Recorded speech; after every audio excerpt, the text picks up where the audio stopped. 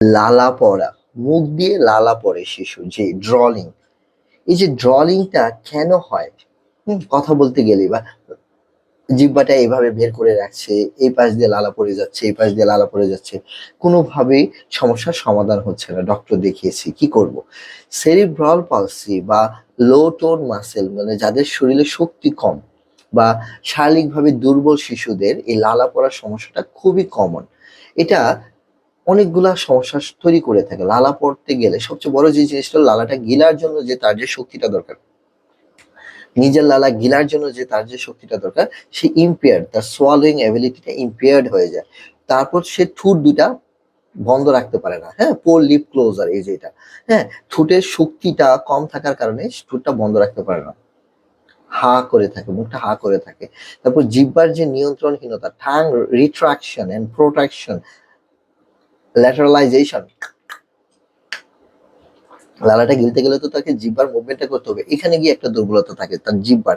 এবং বাচ্চার মাথা এবং ঘাড়ের যে শক্তিটা, মাথাটা ধরে রাখার যে ক্ষমতাটা, সেটা বাচ্চার দুর্বলতা থাকে। হেড এবং নেক পোস্টার, এবং বাচ্চার কোমরের শক্তি দুর্বলতা থাকে। কোমরটা যদি দুর্বল না হয়, সঠিক পজিশনে যদি সে না বসতে পারে, তাহলে কিন্তু দেখা যায় যে শিশুটার এই এই লালা পড়া বা ড্রোলিং ইস্যুসটা অনেক হয়ে থাকে। কিছু কিছু বাচ্চার ক্ষেত্রে ওভার ড্রলিং হয়, হাইপার সালাইভেশন তৈরি হয়। কিছু শিশুর ক্ষেত্রে এই লালাটা তৈরি হয়ে থাকে, সেক্ষেত্রে অবশ্যই চিকিৎসকের পরামর্শ নিতে হবে। এই যে যে লালা পড়া বা এই যে ড্রলিংটা, এটা শুধুই একটা অস্বস্তিকর নয়, এটি কিন্তু দেখা গেছে যে ত্বকটাকে নষ্ট করে ফেলতেছে, মুখে সবসময় দুর্গন্ধ, সংক্রমণ এবং সামাজিক বিচ্ছিন্নতার একটা কারণ। অনেকে হয়তো বা বাচ্চাটার সাথে মিশতে চাবে না, তাই তার ব্যবস্থাপনাটা খুবই জরুরি। মুখের কিছু ব্যায়াম আছে, আজ আপনাদের সাথে শেয়ার করব। ঘরে বসে এই কাজগুলো করতে পারি। যখনই মুখের কথা চিন্তা করবেন, তখন কিন্তু আমার সারা উম এই এই ফেসটাই কিন্তু মুখ, ঠিক না? এবং এখানে ঠোঁটের একটা গুরুত্বপূর্ণ ভূমিকা আছে। ঠোঁট বন্ধ করা, হা করা। হুম? কিছু কিছু বাচ্চাকে আমরা লিপস্টিকের মতো, বা এখানে আমরা লিপ লাইনার, বা এই যে কি বলে, ভেসলিন দিয়ে দিই যেন এটা করতে পারে। হ্যাঁ, এই ধরনের কাজগুলো আমরা বাচ্চাদের সাথে করে থাকি। চুমু খাওয়ার একটা ভঙ্গি করে থাকি। কিছু কিছু বাচ্চার ক্ষেত্রে আমরা ই ই ই এই মুভমেন্টটা আমরা করে থাকি। এই মুভমেন্টটা আমরা বাচ্চাদের সাথে করে থাকি। জিহ্বা সামনে, উপরে, ডানে বামে এগুলা করে থাকি। মনে আছে কিনা ছোটবেলায় যখন আমরা দুধ খেতাম, হ্যাঁ, গুঁড়া দুধের কথা বলতেছি, গুঁড়া দুধ যেমন দাঁতে আটকে থাকতো না, তখন আমরা কি করতাম? এভাবে করলে জিহ্বার মুভমেন্টটা অনেক সুন্দর হয়ে যায়। হ্যাঁ, এবং জিহ্বার মুভমেন্ট ছাড়া বিশ্বাস করুন, সে লালাও গিলতে পারবে না, খাবারটাও স্বাভাবিকভাবে খেতে পারবে না। আর জিহ্বার মুভমেন্ট ছাড়া তো সে কথাও বলতে পারবে না ভবিষ্যতে, ঠিক না? এই জন্য জিহ্বার মুভমেন্ট খুবই ইম্পর্টেন্ট একটা জিনিস। চুষে খাওয়ার জন্য কিন্তু অনেক সময় আমরা ললিপপটা দিয়ে থাকি, চুষে খাওয়া। ললিপপ দিয়ে আমরা কিন্তু এই কাজটা চাইলে শেখাতে পারি। অনেক সময় বরফ দিয়ে, অনেক সময় টক। কারণ লেবুর একটা ন্যাচারাল জিনিসই হলো, লেবু বলার সাথে সাথে অনেকের মুখে দেখবেন পানি চলে আসে, টক।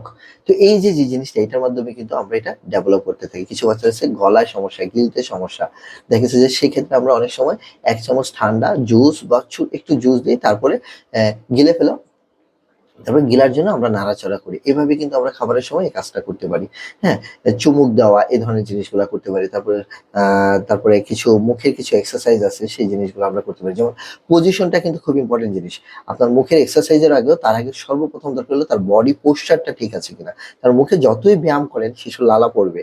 আমি কিন্তু আগেই বলছি, জি, মুখে যতই ব্যায়াম করেন শিশুর লালা পড়বে যদি আপনি পোশ্চার ঠিক না করতে পারেন। তার সর্বশক্তির উৎসটা হলো আমাদের কোমর। কোমরটাকে শক্তিশালী করতে হবে। কোমর শক্তিশালী করতে হবে এই ব্রিজিং এক্সারসাইজের মাধ্যমে। বাচ্চাকে শুইয়ে দিয়ে কোমরটাকে উঁচু করা শেখাইতে হবে। জিম বল, দোলনা, বা এই যে এই বিভিন্ন ধরনের এক্সারসাইজ বা হামাগুড়ি, এই ধরনের এক্সারসাইজের মাধ্যমে আমরা বাচ্চার কোমরটাকে শক্তিশালী করতে পারি। পাশাপাশি কোমরটা শক্তিশালী হলে এবার কাঁধ শক্তিশালী করতে হবে।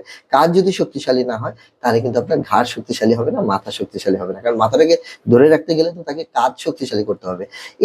এই যে ব্যাপারটা একটার সাথে আরেকটা রিলেটেড, ঘাড় শক্তিশালী করতে হবে। ঘাড় শক্তিশালী করতে গেলে কি করতে হবে?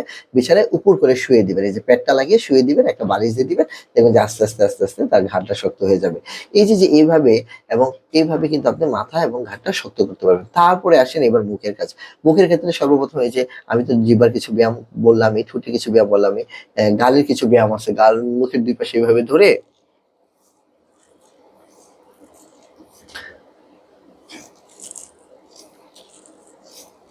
হুম, ঘড়ি কাঁটার উল্টা দিকে। তবে অ্যান্টি ক্লকওয়াইজটা খুব ভালো সেরিব্রাল পলসি যাদের লালা পড়ে এই ধরনের বাচ্চাদের ক্ষেত্রে। আর অন্য বাচ্চাদের ক্ষেত্রে যেকোনো ভাবে করা যেতে পারে থেরাপিস্টের পরামর্শক্রমে। থেরাপিস্ট যদি বলে দেন তাহলে সেই অনুযায়ী করবেন। তাহলে এইভাবে ইয়া করি। কিছু, কিছু বাচ্চার ক্ষেত্রে আমরা স্ট্রোকিংটা করি। স্ট্রোকিংটা খুব ভালো কাজ করে। নিচ থেকে উপরে। স্ট্রোকিংটা খুব ভালো কাজ করে কিছু, কিছু বাচ্চার ক্ষেত্রে এই ধরনের। কিছু, কিছু বাচ্চার ক্ষেত্রে বিভিন্ন ধরনের অ্যা বিভিন্ন ধরনের স্টিমুলেশন, কাপড় দিয়ে স্টিমুলেশন, পাখির পালক দিয়ে স্টিমুলেশন, যাদের লো টোন থাকে, কিছু বাচ্চার আছে হাই টোন থাকে অনেক বেশি। এই ধরনের জিনিসগুলো। লো টোন বাচ্চাদেরই কিন্তু আসলে লালা পড়াটা সবচেয়ে বেশি হয়। কিছু, কিছু বাচ্চার ক্ষেত্রে যদি সেরেব্রাল পলসি বাচ্চার যদি খিঁচুনির কোনো সমস্যা না থাকে সেক্ষেত্রে আপনি ভাইব্রেটর কোনো কিছু ইউজ করতে পারেন, ভাইব্রেটর মেশিন। কিন্তু দয়া করে যাদের খিঁচুনি আছে, খিঁচুনি মানে কি? ইপিলেপসি মানে এভাবে কাঁপে বা কোনো কারণে জন্মের পরে খিঁচুনির হিস্ট্রি ছিল, কাঁপনের হিস্ট্রি ছিল, দয়া করে তাদেরকে ভাইব্রেটর জাতীয় কোনো ধরনের ইন্সট্রুমেন্ট দেওয়াবেন না। যেখানেই যান, যে থেরাপিস্টই বলুক, দয়া করে এটা করাবেন না। এটা কিন্তু খুবই মারাত্মক। ভাইব্রেটর ইকুইপমেন্ট গুলা, ইলেকট্রিক্যাল স্টিমুলেশন গুলা দয়া করে করাবেন না। হ্যাঁ, একদম ম্যানুয়াল। ম্যানুয়াল মানে হলো হাতে কলমে কাজ। হ্যাঁ, হাতে ধরে ধরে ব্যায়ামগুলা এগুলা করাবেন। হ্যাঁ, তাহলে এটা করাবেন না। এই ধরনের জিনিসগুলো করাবেন না। তারপরে নাকে গন্ধ নেওয়াটা কিন্তু ওরাল মোটর একটা কাজ, জিহ্বার একটা ইয়া।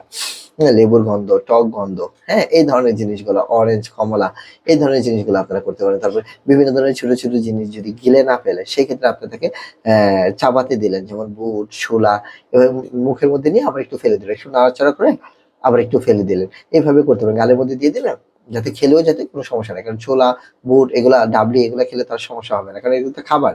তো এই যে যে জিনিসগুলো আপনারা চাইলে করতে পারেন।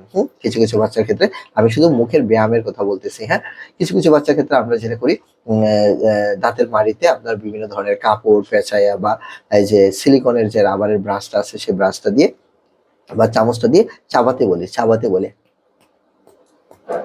মাস্টিকেশন করতে হবে। কারণ দাঁত শক্তিশালী না হলে, চোয়াল শক্তিশালী না হলে কিন্তু উম, গালের মাংসপেশিগুলো শক্তিশালী না হলে কিন্তু তার লালা পড়তেই থাকবে। এই ধরনের জিনিসগুলো খুব ইম্পর্টেন্ট একটা জিনিস। তাহলে আপনারা অভিভাবক হিসেবে যেটা করতে হবে, যদি ভালো ফল পান তাহলে মিনিমাম আপনার থেকে ১ থেকে ১.৫ মাস ২ মাস যদি এই ব্যায়ামগুলো আপনি করতে পারেন, এবং অবশ্যই এই ব্যায়ামগুলো করার আগে একজন নিকটস্থ অকুপেশনাল থেরাপিস্টের শরণাপন্ন হয়ে নেবেন। কারণ অকুপেশনাল থেরাপিস্ট সরাসরি যখন আপনার বাচ্চাটাকে দেখবে, দেখেন একেকটা বাচ্চা একেক রকম। আমি হয়তোবা একটা ভিডিওতে একটা কিছু বললাম, এটা দেখে আপনি বাসায় থেরাপি করে দিলেন।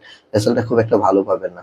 দয়া করে অকুপেশনাল থেরাপিস্টকে দেখান। উনার হয়তোবা আরো মতামত থাকতে পারে। অনেক কিছু হয়তোবা এই ভিডিওতে আপনার বাচ্চার সাথে মিলে যেতে পারে। অনেক কিছু নাও মিলতে পারে। দয়া করে অকুপেশনাল থেরাপি যারা শিশুদের নিয়ে কাজ করে তাদেরকে দেখান এবং মতামত নেন। সে অনুযায়ী বাসায় কতক্ষণ করতে হবে, কিভাবে করবেন, আরো কি কি এক্সারসাইজ আছে, জিহ্বার অনেক এক্সারসাইজ আছে, গালের অনেক এক্সারসাইজ আছে, গলার এক্সারসাইজ আছে।